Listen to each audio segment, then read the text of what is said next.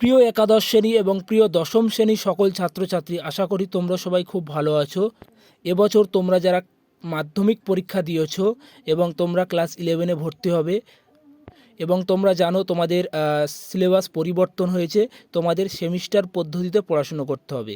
তোমাদের first semester এবং second semester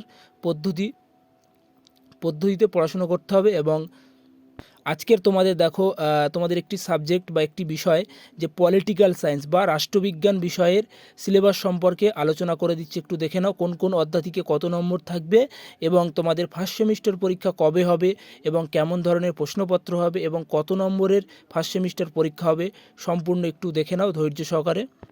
দেখো তোমাদের রাষ্ট্রবিজ্ঞান বা পলিটিক্যাল সায়েন্স তোমাদের নম্বর থাকবে 40 নম্বর এবং তোমাদের প্রশ্নের ধরন হবে বা এমসিকিউ টাইপের প্রশ্ন হবে। মানে 4টি অপশান থাকবে, তোমাকে সঠিক অ্যান্সারটি লিখতে হবে। এবং তোমাদের ফার্স্ট সেমিস্টার পরীক্ষা হবে নভেম্বর মাসে। এবং তোমাদের সিলেবাসে কী কী থাকছে একটু দেখান। দেখো ইউনিট 1 কী থাকছে, দেখো ইউনিট 1-এ থাকছে দেখো একটি শৃঙ্খলা হিসেবে রাষ্ট্রবিজ্ঞানের প্রাকৃতিক এবং সুযোগ। এই অধ্যায় থেকে তোমাদের 4 নম্বর থাকবে বা 4টি এমসিকিউ থাকবে। এবং এই অধ্যায়ের কী কী টপিক থাকবে একটু দেখে নাও। সংজ্ঞা, রাষ্ট্রবিজ্ঞানের প্রাকৃতিক এবং রাষ্ট্রবিজ্ঞানের সুযোগ। পরবর্তী দেখো ইউনিট 2-তে তোমাদের থাকবে রাজ্য, সংজ্ঞা এবং বৈশিষ্ট্য। এই অধ্যায় থেকে তোমাদের 5 নম্বর থাকবে, মানে কি 5টি এমসিকিউ থাকবে। ইউনিট 3-তে থাকবে দেখো নাগরিক তত্ত্ব।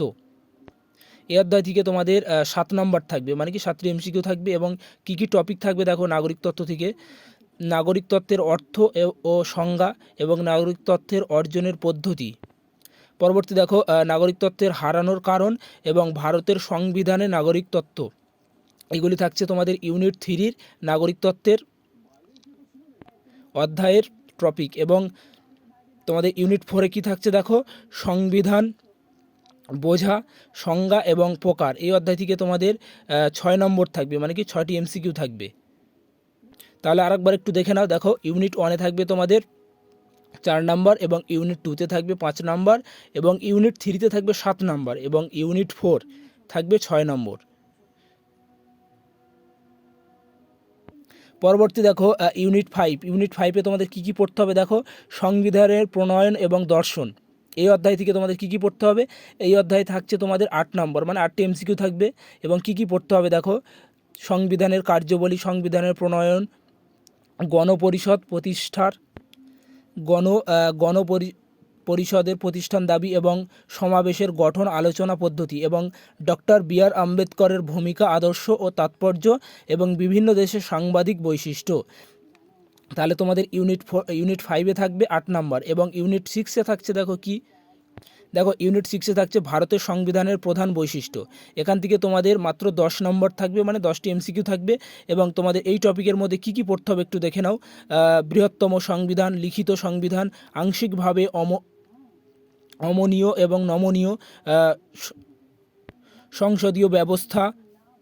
তারপর দেখো ফেডারেলিজম এবং কোয়েসিক ফেডারেল এবং মৌলিক অধিকার ও নীতি, কর্তব্য এবং নির্দেশমূলক নীতি, বিচার বিভাগের স্বাধীনতা, একক নাগরিকতত্ত্ব এবং অ্যান্টি ডিফেন্ট ল এবং রিজার্ভেশন, সংখ্যালঘু অধিকার ইত্যাদি। এই সমস্ত তোমাদের ইউনিট 6-এ থাকবে। এইগুলি তোমাদের খুব ভালোভাবে পড়তে হবে। তাহলে তোমাদের ইউনিট 6-এ থাকবে 10 নম্বর এবং ইউনিট 5-এ থাকবে 8 নম্বর। ভিডিওটি সম্পূর্ণ দেখার জন্য অসংখ্য ধন্যবাদ।